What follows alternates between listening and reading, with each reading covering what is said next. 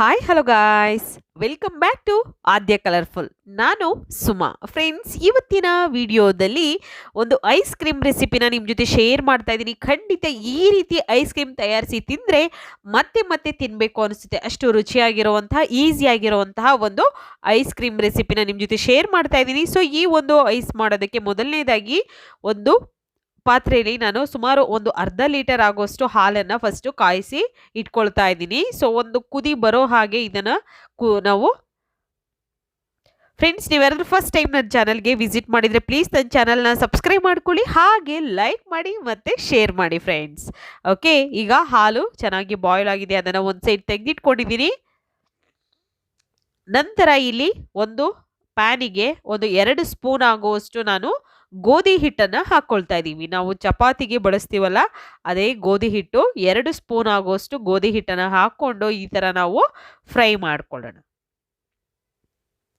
ನೋಡಿ, ಈ ಥರ ನಾನು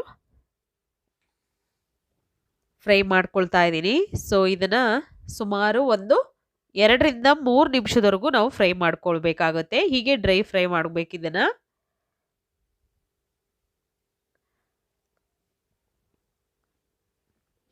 ನೋಡಿ, ಚೆನ್ನಾಗಿದೆನಾ?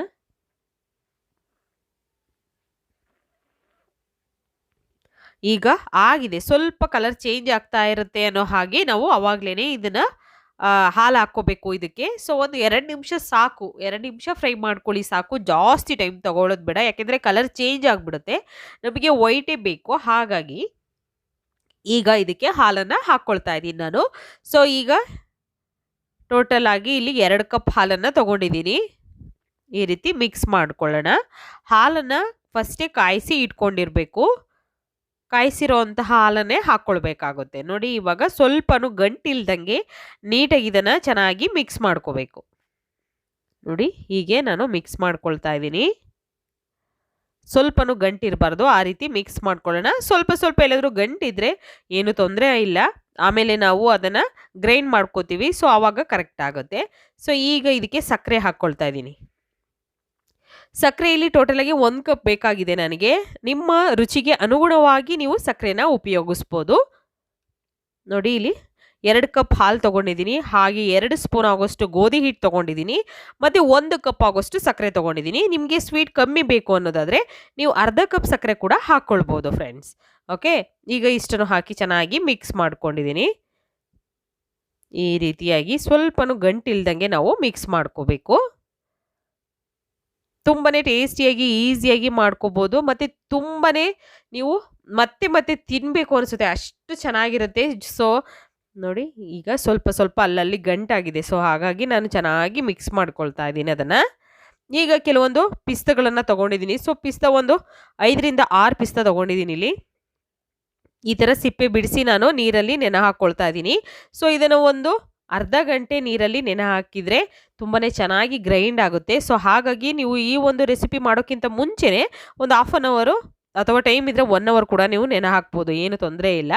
ಈಗ ನೋಡಿ, ಇದನ್ನು ತಣ್ಣಗಾಗೋದಕ್ಕೆ ಬಿಟ್ಟಿದ್ದೆ ನಾನು.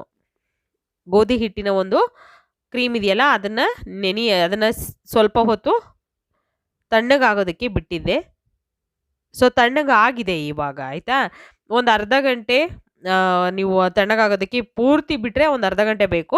ಸ್ವಲ್ಪ ಅಂತಂದರೆ ಒಂದು 1/4 ಗಂಟೆ ಅಷ್ಟೊತ್ತಿಗೆ ಬೇಗನೆ ತಣ್ಣಗಾಗೋಗುತ್ತೆ. ಇವಾಗ ನೋಡಿ, ಜಾರಿಗೆ ಹಾಕ್ಕೊಳ್ಳೋಣ. ತಣ್ಣಗಾದ್ಮೇಲೆ ನೀವು ಜಾರಿಗೆ ಹಾಕ್ಕೊಳ್ಬೇಕು. ಓಕೆ, ಬಿಸಿ ಇದ್ದಾಗಲೇ ಜಾರಿಗೆ ಹಾಕಬಾರ್ದು. ಇವಾಗ ನಾನು ಜಾರಿಗೆ ಹಾಕ್ಕೊಂಡಿದ್ದೀನಿ. ನಂತರ ಈಗ ನೆನೆಸಿರೋವಂಥ ಪಿಸ್ತಾ ಇದೆಯಲ್ಲ, ಆ ಪಿಸ್ತಾನು ಕೂಡ ನಾವು ಹಾಕ್ಕೊಳ್ಳೋಣ. ನೀರನ್ನು ತೆಗೆದಿಟ್ಟು ಬರೀ ಪಿಸ್ತಾ ಮಾತ್ರ ಹಾಕ್ಕೊಳ್ಬೇಕು. ಇಷ್ಟನ್ನು ಹಾಕಿ ನಾವು ಇದನ್ನು ಚೆನ್ನಾಗಿ ನುಣ್ಣಗೆ ರುಬ್ಕೊಂಬರ್ಬೇಕಾಗುತ್ತೆ. ಇದಕ್ಕೆ ನೀರು ಅಥವಾ ಹಾಲು ಏನು ಕೂಡ ಹಾಕಬೇಡಿ, ಯಾಕೆಂದರೆ ಈಗ ಇರೋದೇ ಕರೆಕ್ಟಾಗಿದೆ ನಮಗೆ ರುಬ್ಬೋದಕ್ಕೆ. ಸೊ ನೀರು ಸ್ವಲ್ಪ ಹಾಕಿದ್ರೆ ಜಾಸ್ತಿ ತೆಳ್ಳಗಾಗ್ಬಿಡುತ್ತೆ. ನೋಡಿ, ನಾನು ಗ್ರೈಂಡ್ ಮಾಡ್ಕೊಂಡು ಬಂದಿದ್ದೀನಿ. ನೋಡಿ, ಇಷ್ಟು ಕ್ರೀಮಿಯಾಗಿ ಬರುತ್ತೆ ಸಾಕು. ಹೀಗಿದ್ರೆ ನೋಡಿ, ಈ ರೀತಿಯಾಗಿ ನಾನು ಗ್ರೈಂಡ್ ಮಾಡ್ಕೊಂಡು ಬಂದಿದ್ದೀನಿ. ಈಗ ಇದಕ್ಕೆ ನಾವು ಮತ್ತೆ ಬೇರೆ ಇಂಗ್ರೀಡಿಯೆಂಟ್ಸ್ನ ಹಾಕ್ಕೊಳ್ಬೇಕು. ಸೊ ಕುಲ್ಫಿ, ಖಂಡಿತ ಈ ಒಂದು ಕುಲ್ಫಿ ಮಾಡೋದಕ್ಕೆ 2 ಟೇಬಲ್ ಸ್ಪೂನ್ ಆಗುವಷ್ಟು ಮಿಲ್ಕ್ ಪೌಡರ್ನ ಹಾಕ್ಕೊಳ್ತಾ ಇದ್ದೀನಿ.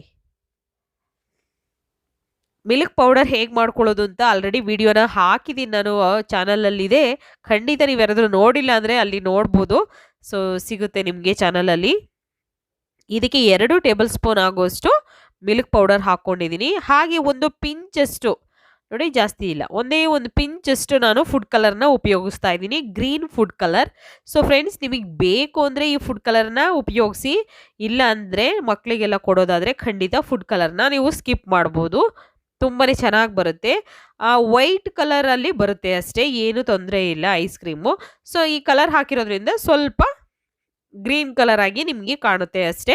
ಸೊ ಈಗ ಗ್ರೈಂಡ್ ಮಾಡಿರೋದನ್ನು ಮತ್ತೆ ಒಂದು ಸೈಡ್ ಇಟ್ಕೊಂಡ್ಬಿಡೋಣ. ಇವಾಗ ನೋಡಿ, ನಾನು ಈ ಥರ ಒಂದು ಬಾಕ್ಸ್ ತೊಗೊಂಡಿದ್ದೀನಿ. ನಾವು ಈ ಥರ ಮೆಣಸು, ಈಗ ಯಾವುದೇ ಒಂದು ಸಣ್ಣ ಸಣ್ಣ ವಸ್ತು ಅಂದರೆ ಜೀರಿಗೆ ಮತ್ತು ಮೆಂತೆ ಈ ಥರದ್ದು ಒಂದು ಹಾಕೋದಕ್ಕೆ ಸಣ್ಣ ಬಾಕ್ಸ್ಗಳಿರುತ್ತಲ್ಲ, ಸೊ ಆ ಥರದ್ದೊಂದು ಬಾಕ್ಸ್ ತೊಗೊಂಡಿದ್ದೀನಿ. ಈ ಥರ ಬಾಕ್ಸಲ್ಲಿ ಈಗ ರುಬ್ಬಿರೋವಂಥ ಮಿಶ್ರಣನ ಹಾಕ್ಕೊಳ್ಳೋಣ. ನಾವು ಮಿಲ್ಕ್ ಪೌಡರ್ ಎಲ್ಲ ಹಾಕಿ ಮತ್ತೆ ಒಂದ್ಸಲ ಗ್ರೈಂಡ್ ಮಾಡ್ಕೊಂಬರ್ಬೇಕು. ಅದನ್ನು ಗ್ರೈಂಡ್ ಮಾಡಿದ ನಂತರ ಇವಾಗ ಈ ಬಾಕ್ಸಿಗೆ ನಾವು ಹಾಕ್ಕೊಳ್ಳೋಣ.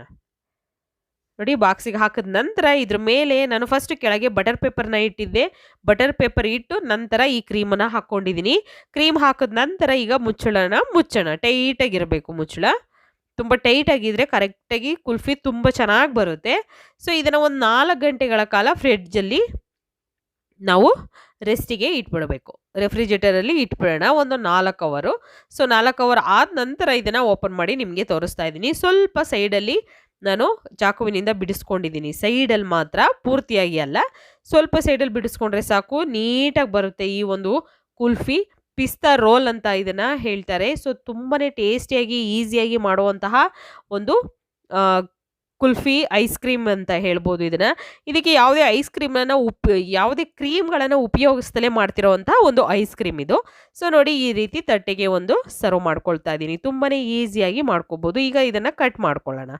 ನೋಡಿ, ಈ ರೀತಿ ಕಟ್ ಮಾಡ್ಕೊಂಡಿದ್ದೀನಿ. ನಿಮ್ಗೆ ಯಾವ ಶೇಪ್ ಬೇಕೋ ಆ ಶೇಪಲ್ಲಿ ನೀವು ಈ ಒಂದು ಐಸ್ ಕ್ರೀಮ್ ಅಥವಾ ಕುಲ್ಫಿನ ನೀವು ಕಟ್ ಮಾಡ್ಕೊಬೋದು.